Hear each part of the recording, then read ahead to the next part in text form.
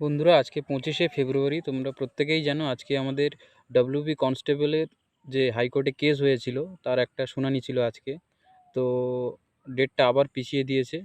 কালকে ফের শুনানি রয়েছে 26 তারিখ, 26শে ফেব্রুয়ারি। তো আজকে ভিডিওটা তোমরা প্রত্যেকেই দেখেছো নিশ্চয়ই। এরা যা না তাই কেস করেছে, ঠিক আছে।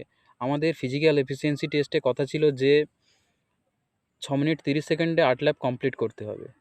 তো 5 মিনিট 40 সেকেন্ডে 7 ল্যাপ কমপ্লিট করার পরে এরা ছেড়ে দিয়েছে। এরা তারপর এখন যুক্তি দেখাচ্ছে কি যে এখন আমাদের কাছে 50 সেকেন্ড বা 1 মিনিট রয়েছে, তাই আমাদেরকে ফিড হিসেবে কনসিডার করা হোক। পাক গুলিয়ে ফেলেছে, কিন্তু বোর্ডের ওপর চাপ সৃষ্টি করছে।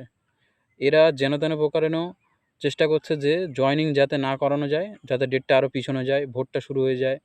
পরবর্তীতে এরা মেজারমেন্ট নতুন করে করে আবার মাঠ করতে পারে। এমনটা কোনোভাবেই পসিবল না, ঠিক আছে। তো তোমরা প্রত্যেকে এসো 27 তারিখের আন্দোলনে নিশ্চিত আমরা কিছু একটা ভালো দেখতে পাবো। আর যদি ভালো কিছু না আসে, পরবর্তী বৃহত্তর আন্দোলনে আমরা যাব, এবং পরবর্তীতে এই আন্দোলনের মুখ নবান্ন পর্যন্তও ঘুরতে পারে যদি আমরা সেই রকমভাবে রেজাল্ট না পাই, ঠিক আছে। 2 বছর ধরে এই রিক্রুটমেন্টটা এইভাবে ঝুলছে। তোমরা প্রত্যেকেই এসো, তোমাদের কাছে আমার রিকোয়েস্ট, যারা ইন্টারভিউতে গিয়েছিলে। 27 তারিখে দেখা হচ্ছে তোমাদের প্রত্যেকের সাথে।